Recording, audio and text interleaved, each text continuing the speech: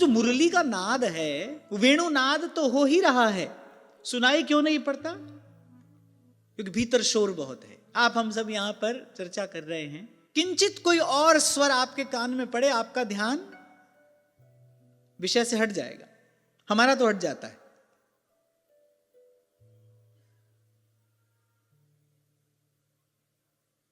हाँ देखो, बाहर से आवाज आ रही है। जाओ भाई, कोई समाधान करो, बाहर देखो कौन है। किंचित भी जहां वहां से कुछ हो तो जो विषय है उसे ध्यान हट जाएगा। थोड़ा भी हो तो हट जाता है। और फिर हमारे भीतर तो कितना शोर है, भीतर शोर, बाहर शोर, शोर ही शोर है। तो मुरलियां बाज रही, वो वेणुनाद तो हो रहा है, हमको सुनाई नहीं पड़ रहा है। वो सुनाई पड़े, उसके लिए सबसे प्रथम और सबसे श्रेष्ठ साधन क्या है? मौन। और आपसे मैंने कहा था कि मन मौन तक पहुंचे, उसके लिए आवश्यक है पहले वाणी का मौन हो, पहले वाणी का संयम हो।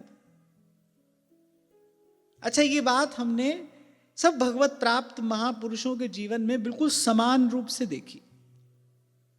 श्री स्वामी रामसुखदास जी महाराज, स्वनाम धन्य श्री डोंगरे जी महाराज, और गिरिराज जी वाले हमारे पूज्य श्री पंडित बाबा महाराज। अच्छा, उनके जीवन में तो इसका बड़ा बड़ा सम्यक प्रकार से अनुष्ठान किया गया, मौन का। अच्छा, वाणी के सदुपयोग की विधि क्या है? पहले तो आवश्यकता पड़ने पर ही बोलिए। अब आप देखिए, हम देखें क्या हमारे जीवन में इस प्रकार का संयम है? बिल्कुल भी नहीं। बोले चले जा रहे हैं, बोले चले जा रहे हैं। पहले तो आवश्यकता पड़ने पर बोला जाए, और फिर कम से कम शब्दों में अपनी बात कह दी जाए, कम से कम शब्दों में। हम चाहें यदि हमारा मन मौन की तरफ आगे बढ़े, क्योंकि मन के मौन के बिना वो वेणुनाद सुनाई नहीं पड़ेगा। हमने कह दिया, आपने सुन लिया, किसी ने कह दिया, हमने सुन लिया कि चतुरासी क्या है, अरे ये वेणु की ध्वनि तो है, वेणु की ध्वनि तो है। सुनाई पड़ी है किसी को? क्योंकि वेणु की ध्वनि सुनाई पड़ने के बाद तो गोपियां घर में रही नहीं थी, वो तो सब बंधन तोड़कर जा मिली थी रसिक शेखर श्याम सुंदर से। हम तो उसी खींचातानी में पड़े हैं। तो केवल कह सुन ही तो रहे हैं, वो वेणुनाद है, इसका हमको कोई अनुभव थोड़ी हुआ है, हमको कोई वो वेणुनाद सुनाई थोड़ी पड़ा है। किसी ने कहा हमने सुन लिया, हमने आपको सुनाया, आपने सुन लिया। बोले कहना सुनना हो रहा है, और कहत सुनत दशा तो हृदय नहीं आवे। अगर वो वेणुनाद है, हमारे कान में पड़ा है, हम तो वहीं के वहीं पड़े हैं, वहीं खड़े हैं। जबकि वेणुनाद का प्रभाव क्या हुआ था? जो जिस स्थिति में थी गोपी, वहीं से दौड़ी और श्री ठाकुर जी के चरणों तक पहुंच गई, रसिक शेखर से मिलन हुआ। तो वो वेणुनाद है, इसमें संशय नहीं है। मेरी बात आप ध्यान से समझना, वो वेणुनाद है, वो मुरली की ध्वनि ही है, इसमें संशय नहीं है। हमको सुनाई नहीं पड़ रही है। हमको क्यों सुनाई नहीं पड़ रही है? क्योंकि इतना शोर है, भीतर इतना शोर है। एक क्षण के अंदर, मैंने शायद कभी आपसे कहा था, कभी शीशे के सामने खड़े हो जाओ, दर्पण के सामने खड़े हो जाओ, 1 मिनट, पूरा 60 सेकंड गिनकर, 1 मिनट आपके मन में जितने विचार उठते हैं, जो मन में विचार उठ रहा है वो शीशे के सामने खड़े होकर बोलते जाओ। 1 मिनट बाद आपको लगेगा पागल हो। एक मन में, एक क्षण में मन में जितने विचार उठते हैं वो सब बोलते चले जाइए। आपको लगेगा क्या बेसिर पैर की बात हम कर रहे हैं। भीतर इतना शोर है, बाहर इतना शोर है। तो श्री चतुरासी जी का एक एक शब्द तो वेणु की ध्वनि ही है, और उसमें वही सामर्थ्य है, वो श्री युगल सरकार के चरणों तक पहुंचा देने वाली है। और हमको सुनाई नहीं पड़ रहा। क्यों सुनाई नहीं पड़ रहा? क्योंकि शोर बहुत है। और इस शोर से मुक्त होने का उपाय क्या है? मौन। इसीलिए मैंने कहा पहले वाणी का मौन हो,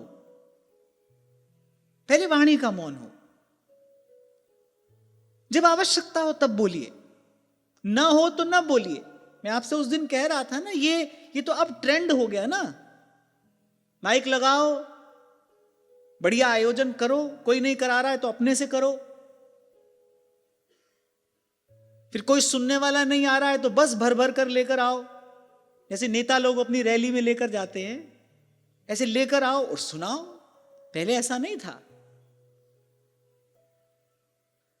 जो अनुभूति प्राप्त महापुरुष हुआ करते थे वो तो अपने भाव में रमण करते थे। कोई जिज्ञासु पिपासु कभी आता था तो उसकी योग्यता पात्रता का विचार करके उसको बड़े अल्प से शब्दों में उसको साधन का निर्देश कर देते थे और वो अपने साधन में लग जाता था।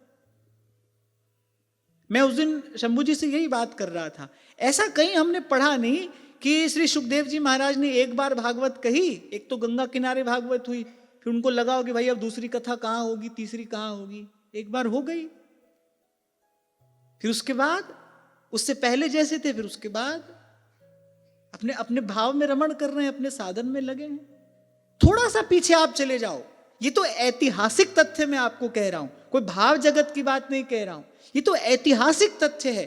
संत लोग भ्रमण करते थे, यत्र तत्र मुद मंगलमय संत समाजू, जो जग जंगम तीरथ राजू। संत लोग भ्रमण करते थे, गांव गांव जाते थे, फिर कोई श्रद्धालु मिल जाता था, कुछ सेवा करता था, संत बदले में कुछ सदुपदेश देते थे, संत आगे बढ़ जाते थे, वो व्यक्ति साधन में लग जाता था और भजन साधन करते करते कृतार्थ हो जाता था। ये तो बड़ा ही विचित्र समय अब आया है, अब आगे पता नहीं क्या होगा।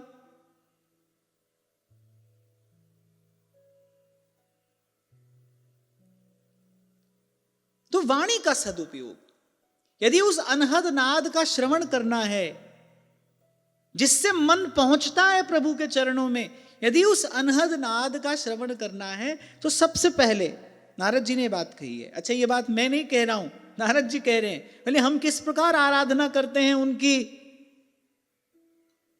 मौनेन भक्त्योपशमेन पूजितः प्रसीदतामेश ससात्वतां पतिः। सबसे पहले मौन। अच्छा, वैसे पिछले सत्र में चर्चा हुई थी, कुछ मौन का अभ्यास आरंभ किया कुछ लोगों ने?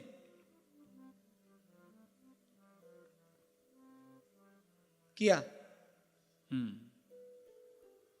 क्योंकि मैं फिर कह रहा हूं, कहने सुनने से बात नहीं बनेगी। बड़ी अच्छी बात सुनी आज, बड़ा अद्भुत सूत्र मिला, बड़ा आनंद आया, अगले दिन और सूत्र मिला, उसमें आनंद आया, पिछले वाला भूल गया, ऐसे नहीं। अच्छा, और मैं कहता हूं कि कुछ काल का मौन तो हो, लेकिन कभी कभी ऐसे होता है कि एक दिन उपवास करके अगले दिन व्यक्ति भोजन पे टूट पड़ता है। ऐसा नहीं होना चाहिए कि 2-3 घंटा मौन रहे, फिर उसके बाद वो जो 2-3 घंटे की भड़ास है वो निकाल दी। ऐसा नहीं, मौन भी हो और साथ साथ में वाणी के संयम का अभ्यास भी होना चाहिए। और मैं तो कहता हूं मौन से भी अधिक महत्वपूर्ण, श्री डोंगरे जी महाराज तो ये कहा करते थे कि जो आवश्यकता पड़ने पर बोलता है और आवश्यकता से कम बोलता है, बोले वो हमेशा ही मौन में है, वो सदा ही मौन में है, जो आवश्यकता पड़ने पर बोले। और आप ईमानदारी से एक बार इस सूत्र को अपना लीजिए तो आप देखेंगे कि वस्तुतः बोलने की आवश्यकता बड़ी थोड़ी है। और हमारे संत तो कह रहे हैं, अरे कही भली को ना करे। अरे तू बोलता ही क्यों है? कही भली को ना करे, तू ना बोल मतिमंद, सब ज्ञानी सब ही चतुर, उर प्रेरक हित चंद। कही भली को ना करे, तू बोलता ही क्यों है? अब हो सकता है आप में से किसी के मन में ये प्रश्न उठ रहा हो कि तुम क्यों बोल रहे हो सकता है कोई सोच रहा हो कि ये महात्मा दूसरे को उपदेश कर रहे हैं, क्यों बोलता है, तो आप ही बोल रहे हैं, क्यों बोल रहे हो? तो पहले का तो पता नहीं भाई, पर अब तो सच्ची बात यही है कि अब कुछ बोलने की इच्छा है नहीं। हां, पर जो करावे सो ही करना, और नानक दास तेरी सरना। पर अब कुछ बोलने की इच्छा नहीं है, कुछ कहने की इच्छा नहीं है।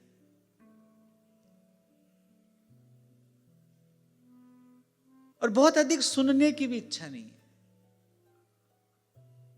बहुत अधिक सुनने की भी इच्छा नहीं रही, और कहने की तो बिल्कुल भी इच्छा नहीं है कि किसी से कुछ कहा जाए।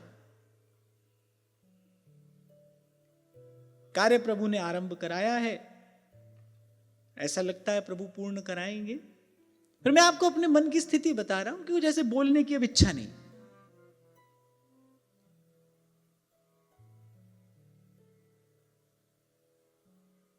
तो मौन, और हो सके तो इसका अभ्यास आरंभ करिए।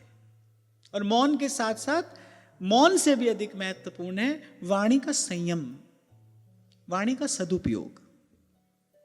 आपसे कोई पूछे, कम से कम शब्दों में उसकी बात का उत्तर दीजिए। और आपको ये साधारण सा प्रयोग असाधारण परिणाम न दे तो आप कहना। ये साधारण सा सुनाई देने वाला जो प्रयोग है ना, ये आपको असाधारण परिणाम देगा और शीघ्र प्रदान करेगा।